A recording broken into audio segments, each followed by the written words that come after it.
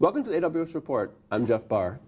Today I'm speaking with Matt Lull, Managing Director with Citrix. Welcome. Hi, Jeff. Nice to see you again. So when did Citrix start to pay attention to the cloud? It's been 4 or 5 years now that we've been watching what you guys have been doing. You've obviously been a leader in the space. And by virtue of the fact that since the very early days you were working with Xen, and we've obviously been very involved with them since the acquisition of XenServer and subsequent XenServer products that we manage.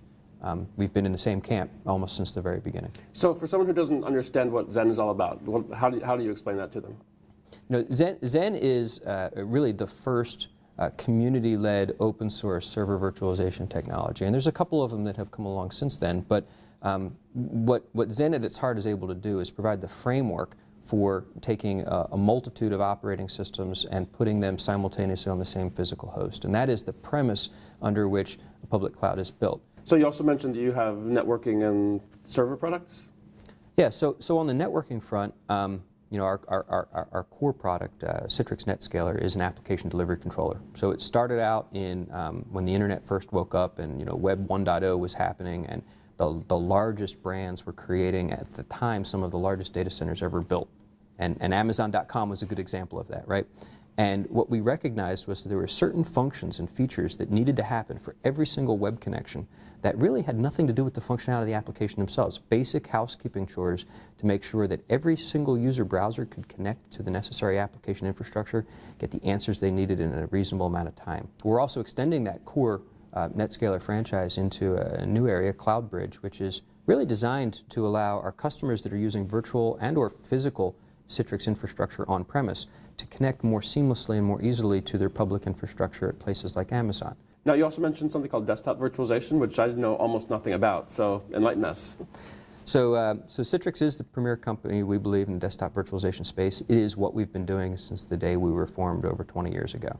And essentially what desktop virtualization allows you to do is apply the same basic concepts that have been in play for the last decade around server virtualization and data center consolidation, and apply them to the desktop environment as well. The desktop is it is a completely different paradigm.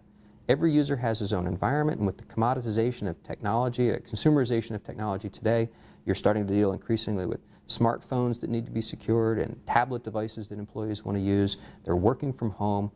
Work isn't a place you go anymore. It's a thing you do. And so Citrix's mantra around that is that no matter where you are, and no matter what device you're using and what operating system it may run, you need to be able to get to the applications that you need to do your job. Okay, let's switch gears a little bit and let's talk about the fact that you'll be sponsoring reInvent.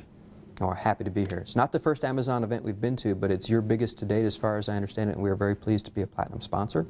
It was one of the, as soon as we heard about the event, we were looking for ways to not only be involved, but be involved at the highest level. Mm-hmm. What was the attraction, do you think? As a platinum sponsor, you looked at that and said, okay, this is the perfect opportunity for us to... Well, you know, reInvent is just another step on a multi-year journey that we're already part of. We've been doing this, I've been doing this with you now for 4+ years, and we've put a lot of hard work into the engineering collaboration that's already been done.